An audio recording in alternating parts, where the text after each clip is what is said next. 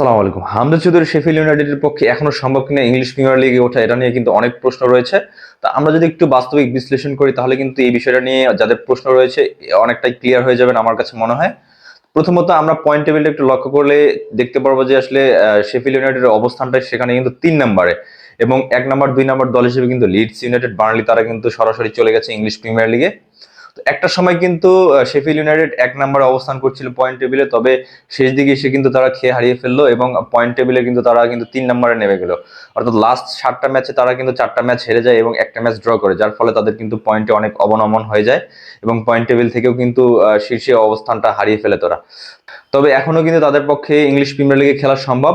তো সেই বিষয়টা নিয়ে একটু যদি আলোচনা করি, পয়েন্ট টেবিলের 3 থেকে 6 নম্বর যে দলগুলো রয়েছে এই 4টা দলকে কিন্তু এখন আহ, একটা স্পটের জন্য কিন্তু লড়াই করতে হবে, অর্থাৎ 3য় নম্বর দল হিসেবে ইংলিশ প্রিমিয়ার লিগ ওঠার জন্য লড়াই করতে হবে। এবং সেক্ষেত্রে কিন্তু পয়েন্ট টেবিলের 3 নম্বর দলের সাথে কিন্তু পয়েন্ট টেবিলের 6 নম্বর দলের হোম অ্যান্ড অ্যাওয়ে ভিত্তিতে খেলা হবে। ঠিক একইভাবে কিন্তু পয়েন্ট টেবিলের 4 নম্বর দলের সাথে পয়েন্ট টেবিলের 5 নম্বর দলের হোম অ্যান্ড অ্যাওয়ে ভিত্তিতে খেলা হবে। এবং দুই লিগ মিলে যে দুইটা দল ফাইনালে উঠবে সেই দুইটা দল থেকে যে দলটা বিজয়ী হবে সেই দলটাই কিন্তু ইংলিশ প্রিমিয়ার লিগে খেলার যোগ্যতা অর্জন করবে। তো সেক্ষেত্রে আমরা বলতে পারি যে এখনো কিন্তু অনেকটা সুযোগ রয়েছে শেফিল্ড ইউনাইটেডের। তারা যদি আসলে তাদের পোটেনশিয়াল অনুযায়ী খেলতে পারে তাহলে কিন্তু আমার মনে হয় যে তারা এই বাধাগুলো অতিক্রম করে ইংলিশ প্রিমিয়ার লিগে তাদেরকে দেখা যাবে। এখানে কিন্তু হামজার যে পারফরমেন্স গুলো সেটা কিন্তু খুবই ইম্পর্টেন্ট হতে যাচ্ছে, কারণ হামজা চৌধুরী কিন্তু বরাবরই শেফিল্ড ইউনাইটেডের হয়ে কিন্তু টপ 3 পারফর্মার মধ্যে একজন হয়ে থাকেন। তো সেক্ষেত্রে আমরা বলতে পারি যে হামজার যে প্লেইং অ্যাবিলিটি রয়েছে এবং যে ধরনের ট্যাকেল করার ক্ষমতা রয়েছে সেটা যদি তিনি তার পূর্ণ বাস্তবায়ন করতে পারেন তাহলে কিন্তু তার টিমের জন্য অনেক বেনিফিট হবে।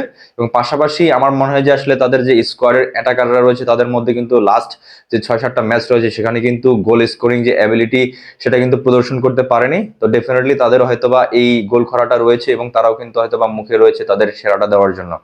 এখন আমরা যদি একটু কথা বলি যে আসলে এই ম্যাচগুলো কখন কখন অনুষ্ঠিত হবে বাংলাদেশ সময়। বাংলাদেশ সময় কিন্তু 9 তারিখ রাত 1টায় অনুষ্ঠিত হবে প্রথম লেগটা, এবং প্রথম লেগটা কিন্তু আপনি যদি দেখেন পয়েন্ট টেবিলের 6ষ্ঠ নম্বর দল ব্রিস্টল সিটির মাঠে গিয়ে কিন্তু শেফিল্ড ইউনাইটেডকে খেলতে হবে, এবং সেই ম্যাচটা কিন্তু অ্যাস্টন গেটে হবে।